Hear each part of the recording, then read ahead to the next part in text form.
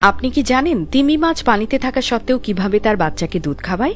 সমুদ্রের গভীরে বাস করা বিশাল তিমি শুধু পৃথিবীর সবচেয়ে বড় প্রাণীই নয়, এরা পৃথিবীর সবচেয়ে ঘন ও পুষ্টিকর দুধ উৎপাদনকারী প্রাণীদের মধ্যেও অন্যতম।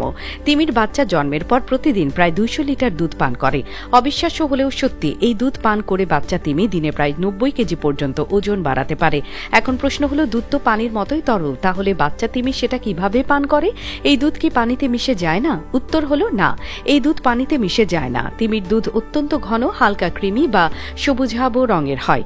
এতে চর্বির পরিমাণ প্রায় 35 থেকে 50%, যা দুধকে ঘন পেস্টের মতো করে তোলে, যাতে পানির নিচেও তা ছড়িয়ে না পড়ে। এ অনন্য দুধ প্রকৃতির বিস্ময়, যার মাধ্যমে মা তিমি তার সন্তানকে বাঁচিয়ে রাখে, গড়ে তোলে এক নতুন জীবনের গল্প সমুদ্রের গভীরে। আরও অবাক করা বিষয় হলো, ওয়েলের বাচ্চারা কিন্তু মানুষের মতো চুষে দুধ খায় না। পানির নিচে এমনটা করা কঠিন হওয়ায় মা তিমি নিজেই তার দুধ বাচ্চার মুখে জোরে চাপ দিয়ে বের করে দেয়। বাচ্চা তখন মুখ খুলে সেই ঘন দুধ সরাসরি গ্রহণ করে, ফলে দুধ পানিতে ছড়িয়ে পড়ার সুযোগই পায় না। তিমির শরীরে বিশেষ স্তন গ্রন্থি ও শক্তিশালী পেশি থাকে, যা দুধকে চাপ দিয়ে বের করতে সাহায্য করে। এই প্রক্রিয়াটি এতটাই কার্যকর যে কয়েক সেকেন্ডেই বাচ্চা প্রচুর পরিমাণ দুধ গ্রহণ করতে পারে। সমুদ্রের নিচে যেখানে প্রতিটি মুহূর্ত গুরুত্বপূর্ণ, সেখানে ওই দ্রুত খাওয়ানোর কৌশল বাচ্চার বেঁচে থাকার জন্য খুবই জরুরি। আরও একটি গুরুত্বপূর্ণ বিষয় হলো, তিমির বাচ্চারা জন্মের পরপরই সাঁতার কাটতে পারে এবং মায়ের সঙ্গে ভেসে থাকতে শেখে, কারণ তারা স্তন্যপান করে এবং একই সাথে শ্বাস নেওয়ার জন্য নিয়মিত পানির উপর ভেসে উঠতে হয়। মা তিমি সবসময় তার বাচ্চাকে কাছাকাছি রাখে এবং বিপদ থেকে রক্ষা করে, বিশেষ করে শিকারী প্রাণী যেমন হাঙরের হাত থেকে।